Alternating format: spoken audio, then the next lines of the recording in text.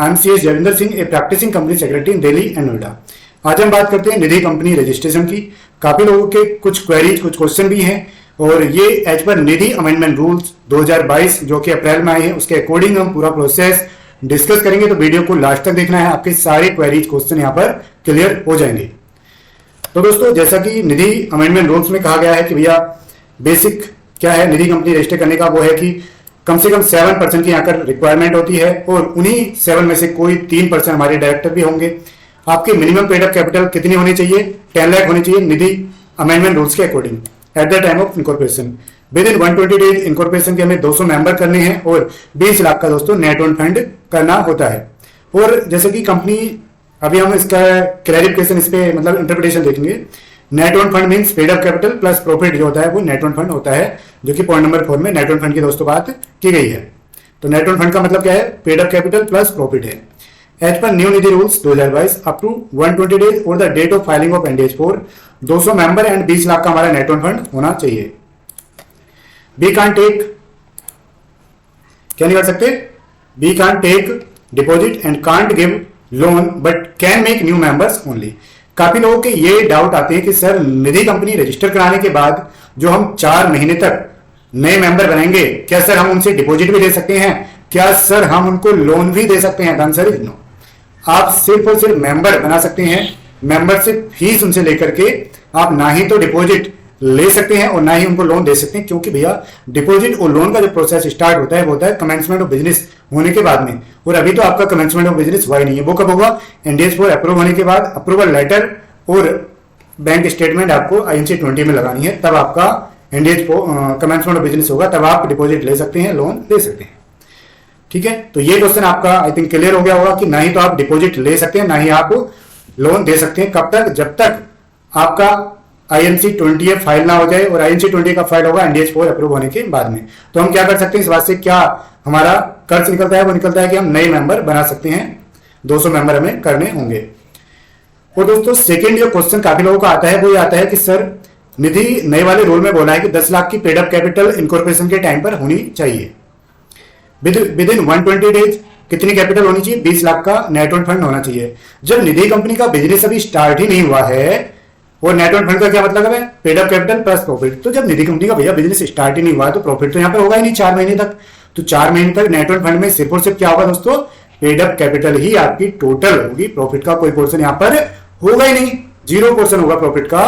तो उस केसेस में हमें 20 लाख की पेड अप कैपिटल 4 महीने में करनी होती है। अब क्वेश्चन आता है कि सर हम इनकॉर्पोरेशन के टाइम पर सर 10 लाख की पेड अप कैपिटल कर लेते हैं और सर हम ऑथराइज कर लेते हैं 20 की और पेड अप कर लेते हैं 10 की, बाद में हम अपना पास 3 फाइल करके, क्योंकि निधि रूल में यही बोला है।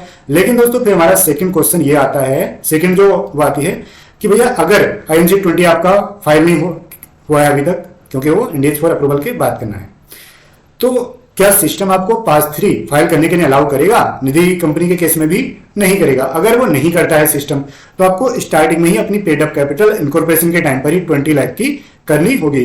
20 लाख की पेड अप कैपिटल और 20 लाख की ही ऑथराइज कैपिटल। ठीक है, फिर ये क्वेश्चन आता है कि सर मुझे कितने दिन में बैंक अकाउंट ओपन करा करके अपनी कैपिटल डिपॉजिट करनी है 20 लाख की कंपनी के बैंक अकाउंट में? तो भैया आपके पास कितने दिन का टाइम लेगा? आपको लगभग आपको 3-4 महीने का यहाँ पर टाइम मिल जाएगा, क्योंकि आप आईएनसी 20 का फाइल करेंगे एनडीएस 4 अप्रूव होने के बाद में। और हमारा एनडीएस 4 कब अप्रूव होगा? जब आप एनडीएस 4 फाइल कर देंगे 4 महीने के अंदर। हमें एनडीएस 4 4 महीने में, विद इन 4 मंथ में फाइल करना है, विद इन 120 डेज में from the date of incorporation of the company.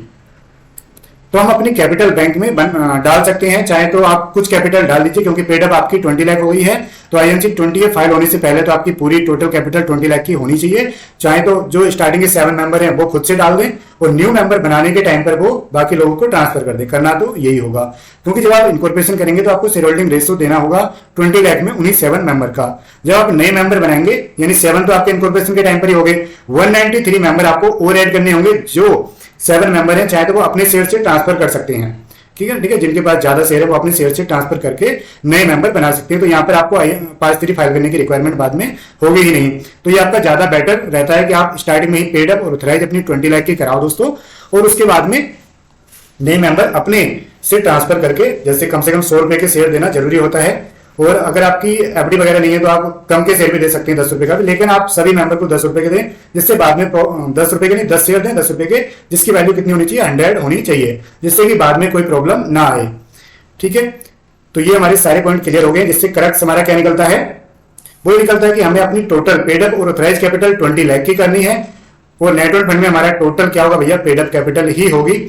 और हमें अपनी कैपिटल बैंक में कब तक डाल सकते हैं, हम अपनी कैपिटल चाहे तो 200 मेंबर बनाने तक यानी कि 4 महीने तक डाल सकते हैं, कोई प्रॉब्लम नहीं है। उसके बाद में हमें अपना NDH 4 फाइल कर देना है, और NDH 4 का अप्रूवल लेटर आने के बाद में हमें वो अप्रूवल लेटर INC 20A में लगाना है, और उसके साथ में बैंक स्टेटमेंट लगा देनी है, और फिर हमारा INC 20A फाइल कर देना है। INC 20 जो कि एक STP फॉर्म है, यानी कि सिस्टम से ही प्रोसेस हो जाता है, सेम डे अप्रूवल आ जाती है, तो उसके बाद आप अपना बिजनेस यानी कि डिपॉजिट ले सकते हैं, लोन दे सकते हैं। तो ये मेन जो क्वेरी थी ये हमारी क्लियर हो गई है निधि कंपनी की।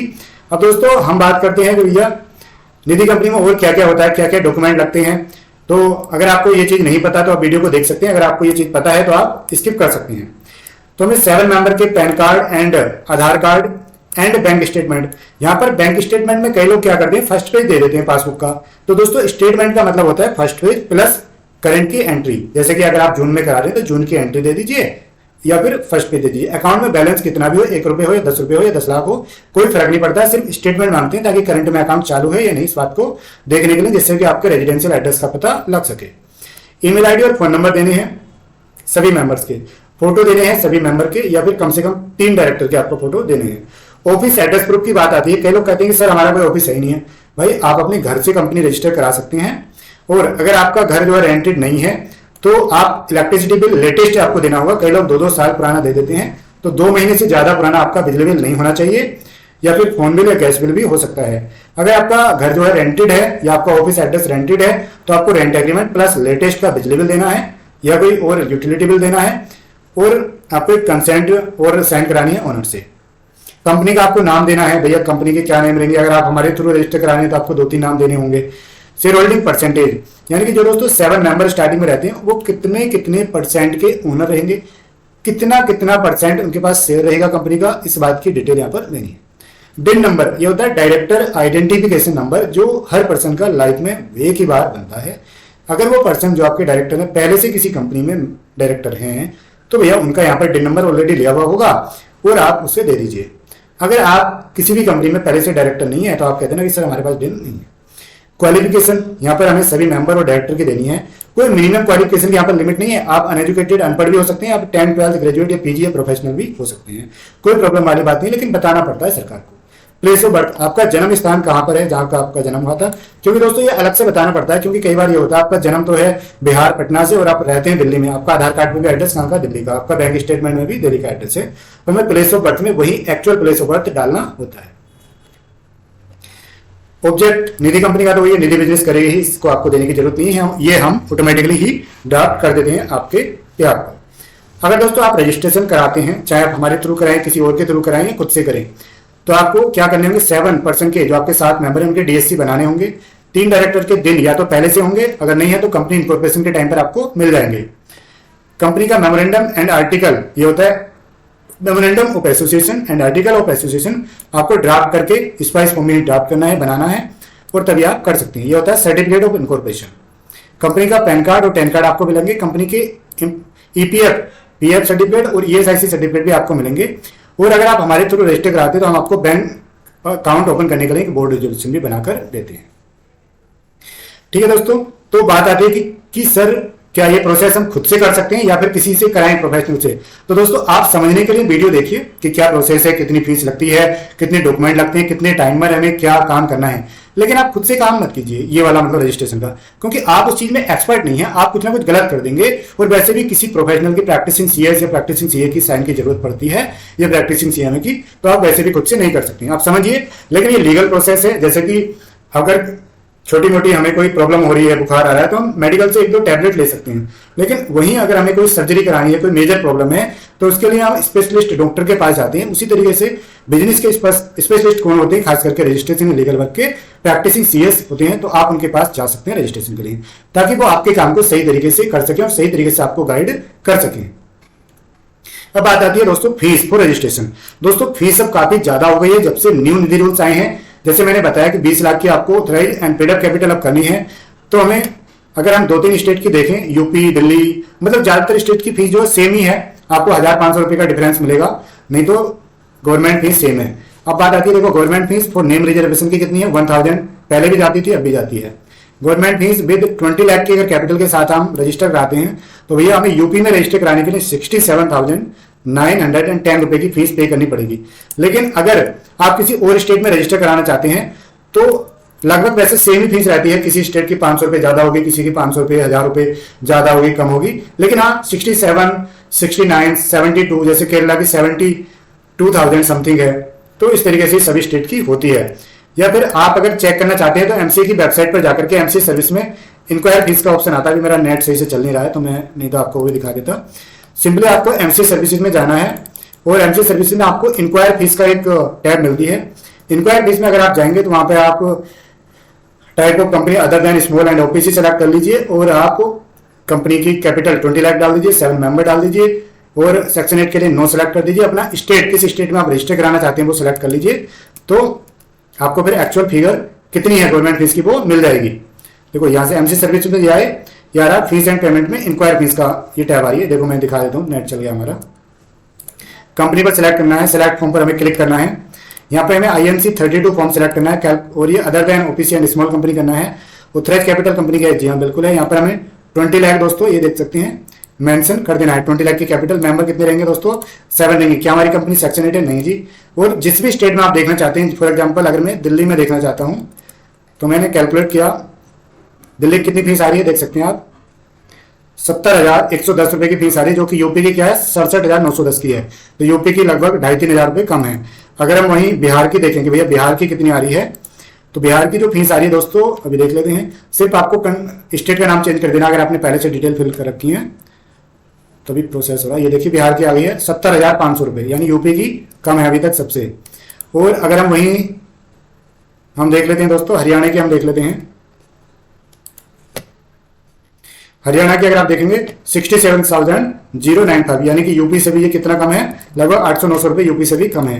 अगर हम दोस्तों महाराष्ट्र की देखते हैं, क्योंकि महाराष्ट्र में सबसे ज्यादा निधि कंपनी रजिस्टर्ड है आज की डेट में, महाराष्ट्र में देख सकते हैं गवर्नमेंट फीस कितनी 71,200 की गवर्नमेंट फीस आ रही है। मतलब ये गवर्नमेंट फीस जो है ना ये वाली है, ये 20 लाख कैपिटल आपकी 1000 रुपए की फिर भी लगेगी, पॉइंट 10 की 131 फिर भी लगेगी, डीएससी की फिर भी लगेगी।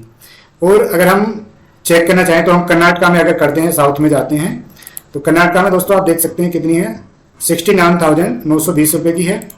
और वहीं अगर आप देखेंगे किसमें, केरला में अगर आप देखेंगे तो केरला की जो फीस आती है वो 72 समथिंग है। तो वैसे हम देख सकते हैं। उसके बाद दोस्तों हमारे 7 लोगों के में डीएससी बनाने होते हैं, जिनकी कॉस्ट लगभग 700 to 1000 आती है, तो 4900 के आपके वो जाते हैं। और जिस भी प्रोफेशनल से आप रजिस्टर कराएंगे तो रजिस्टर करने की फीस दोस्तों 8 से 10 हजार रुपए के बीच में रहती है। ये जो गवर्नमेंट फीस है ये आप अपने अकाउंट से डायरेक्ट कर सकते हैं। डीएससी की फीस जो कि हम बनाते हैं तो हमें देनी होगी, और ये जो बाकी 0.1 से 3 तक फीस है ये अपने अकाउंट से आप एमसी की वेबसाइट पर डायरेक्ट पेमेंट कर सकते हैं चालान के थ्रू। ठीक है, तो जो आपकी टोटल फीस आती है दोस्तों वो आती है 81,941 यूपी में अगर रजिस्टर कराएंगे तो वैसे 1000-2000 रुपए का डिफरेंस आता है बाकी सारे स्टेट में रजिस्टर कराने के लिए भी। इसमें जो दोस्तों टाइम लगता है वो लगभग आपका 10 से 15 दिन का टाइम लगता है रजिस्टर, मतलब सारे डॉक्यूमेंट और डीएससी बनने के बाद में। तो और जैसे हमारी निधि कंपनी रजिस्टर हो जाती है तो हमें विद इन 120 डेज यानी 4 महीने में 200 मेंबर करने के बाद में, पेड अप कैपिटल पूरी करने के बाद में, हमें फिट एंड प्रॉपर पर्सन का क्राइटेरिया मीट करने के बाद में हमें एनडीएच 4 फाइल करना होता है। जैसे हमारा 60 दिन में एनडीएच 4 अप्रूव हो जाएगा, अप्रूवल लेटर और बैंक स्टेटमेंट लगा करके हमें अपना INC 28 फॉर्म फाइल कर देना होता है। दोस्तों जब हम निधि कंपनी रजिस्ट्रेशन के लिए अप्लाई करते हैं तो हमें इन सारे डॉक्यूमेंट के बाद एक डिक्लेरेशन और लगानी पड़ती है, जिस डिक्लेरेशन में लिखा रहता है कि तीनों डायरेक्टर से साइन करा करके या फिर ऑल 7 मेंबर से साइन करा करके कि निधि कंपनी के जो डायरेक्टर हैं वो सिर्फ वही काम करेंगे जो निधि रूल में बताया गया है, यानी कि कोई भी अलग काम नहीं करेंगे जो निधि रूल में प्रोहिबिट किया गया है, रिस्ट्रिक्ट किया गया है। तो डिक्लेरेशन भी आपको लगा देनी है। तो दोस्तों अगर आपका रजिस्ट्रेशन के रिगार्डिंग कोई डाउट है, कोई क्वेरी है तो आप हमें कमेंट कर सकते हैं, या फिर आप रजिस्टर कराना चाहते हैं तो हमारे डिस्क्रिप्शन में दिए गए ईमेल पर ईमेल कर सकते हैं या हमें व्हाट्सअप कर सकते हैं। कॉल डायरेक्टली ना करें, आप व्हाट्सअप कर सकते हैं, आपको इंस्टेंट रिप्लाई मिलेगा जो भी आप। लेकिन अगर हाँ आप सीरियस हैं, आप इतनी फीस के लिए कोई आपको प्रॉब्लम नहीं है तभी आप कर सकते हैं, क्योंकि ये जो फीस है एकदम लोएस्ट फीस है, एकदम नॉर्मल फीस है, सबसे कम से कम फीस है, इसमें आपको और कोई रिलैक्सेशन नहीं मिल सकता है। अगर आप इतनी फीस में रेडी हैं तभी आप करें, टाइम वेस्ट ना करें अपना भी और हमारा भी। ठीक है दोस्तों, तो अब सिर्फ सीरियस लोग निधि कंपनी रजिस्टर कराएंगे, हर कोई पर्सन निधि कंपनी रजिस्टर नहीं कराएगा। अगर आप हमसे मीटिंग करना चाहते हैं तो ये हमारा दिल्ली में ऑफिस है और एक हमारा office oxygen plaza sector 18 metro के पास नोएडा में है। आप हमसे कॉल करके पहले कॉल करें तभी ऑफिस आए। अगर मिलना चाहते हैं तो आप हमसे मिल सकते हैं और अपनी कंपनी रजिस्टर करा सकते हैं और अपना बिजनेस निधि का स्टार्ट कर सकते हैं।